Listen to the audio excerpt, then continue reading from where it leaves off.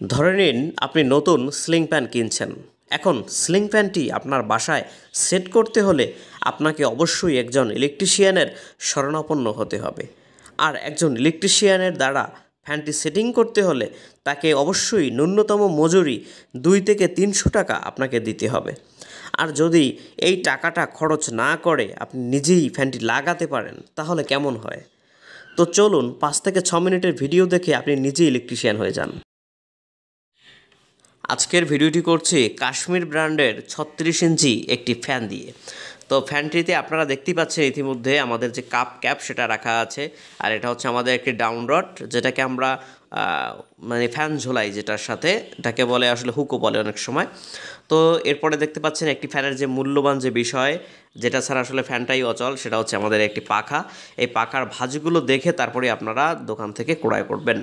তো এটা আপনাদের কাছে একটা অনুরোধ থাকবে যে ফ্যানের ভাঁজ ছাড়া কখনো আপনারা ক্রয় করবেন না। অনেকটা দেখবেন খুব অল্প থাকে, সেক্ষেত্রে কিন্তু অনেকটা বাতাস কম পাবেন আর অনেক শব্দ করবে ফ্যানে। তো আজকে ফ্যানটি লাগানোর জন্য একটি রেঞ্জ, একটি প্লাচ, একটি স্টার ড্রাইভার, একটি টেস্টারের দরকার হবে। তো আমরা ফ্যানটির পাখাটি লাগানোর জন্য প্রথমেই আমরা ফ্যানের যে আমাদের স্ক্রুপগুলো আছে সেগুলো আমরা সুন্দরভাবে খুলে নিচ্ছি, তারপরে আপনাদের পাখাগুলো লাগিয়ে তারপর দেখাচ্ছি। তো এর মধ্যে একটা কথা বলে রাখি, দোকানে আজকাল বা আপনার মার্কেট প্লেসে দেখবেন যে অহরহ অনেক কোম্পানি অ্যাভেলেবেল আছে। তো কিন্তু এর ভিতরে যে অরিজিনাল ভালো ফ্যান সেগুলো আপনারা খুঁজে পাবেন না, কারণ দেখবেন যে বিভিন্ন কোম্পানি এমএফসি, জিএফসি, এবিসি, মানে বিভিন্ন নামে তারা আসলে ফ্যানগুলো কোম্পানি ম্যানুফ্যাকচার করে আমাদের দেশেই আসলে ছাড়ছে।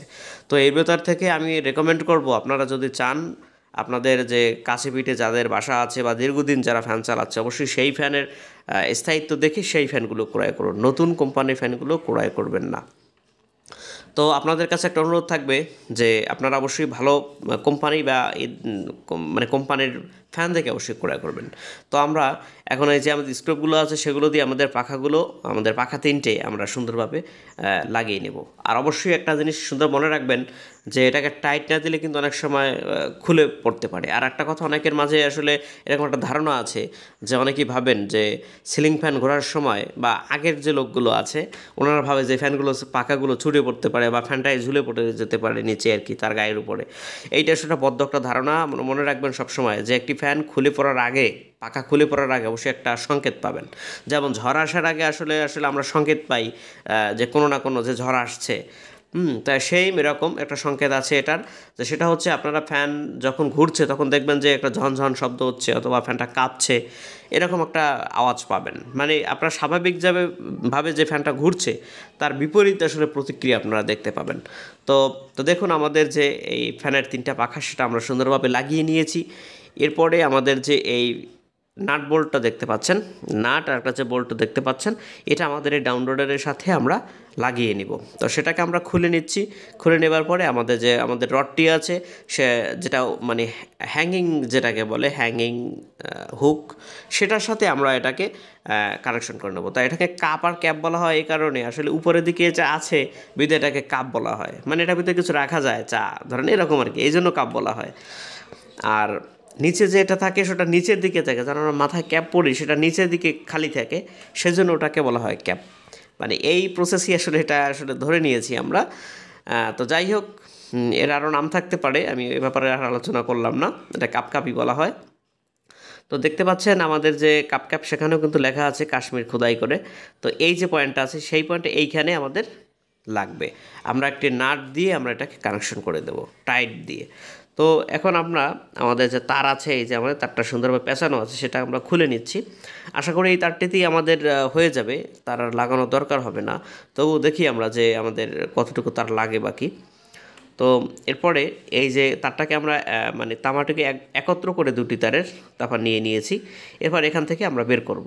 তো দেখতে পাচ্ছেন এখান থেকে আমরা তারটাকে প্রবেশ করাচ্ছি।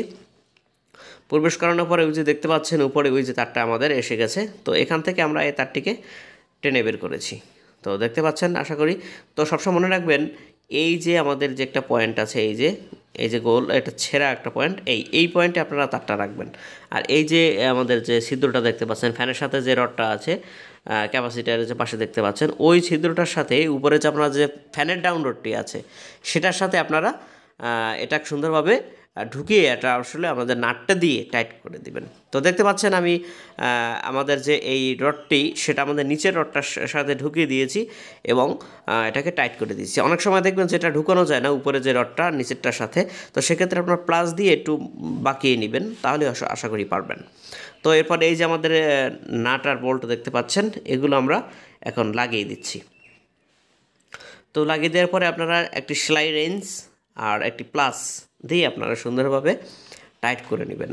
আমি হয়তো আপাতত আপনাদের মাঝে একটা রেঞ্জ দিয়েই টাইট করে দেখাচ্ছি। তো দেখতেই পাচ্ছেন আপনারা কিভাবে কানেকশন করবেন। আশা করি খুব সহজেই আপনারা করতে পারবেন, কারণ ইজি ওয়ে। অনেকে আছেন যে নিজের এই ছোটোখাটো একটু কাজ আপনার ইলেকট্রিশিয়ান ডাকতে হয়, বা অনেক সময় ইলেকট্রিশিয়ান আসে না বললে, এরকম নানাবিধ সমস্যায় পড়েন। তো তাদের জন্য আমি আসলে ভিডিওটি করেছি, ভাবছি যে তারাও এই সমস্যাগুলো থেকে পরিত্রাণ পেতে পারে। আর এই ফ্যানের ভিতরে যদি কখনও দেখেন ঠকঠক করে কাঁপছে, তখন আপনারা এই যে ফ্যানের উপরে যে নাটটি দেখতে পাচ্ছেন আপনারা নিচের, ওই যেটা আমি লাগিয়েছি নিচে ফ্যানের সাথে ডাউনলোডটির সাথে, সেটা আপনারা ভালোভাবে লাগিয়ে নেবে। তো দেখছেন আমাদের ফ্যানটি কিন্তু অলরেডি ঘুরছে, তার মানে আমাদের ফ্যানটি একদম ওকে আছে।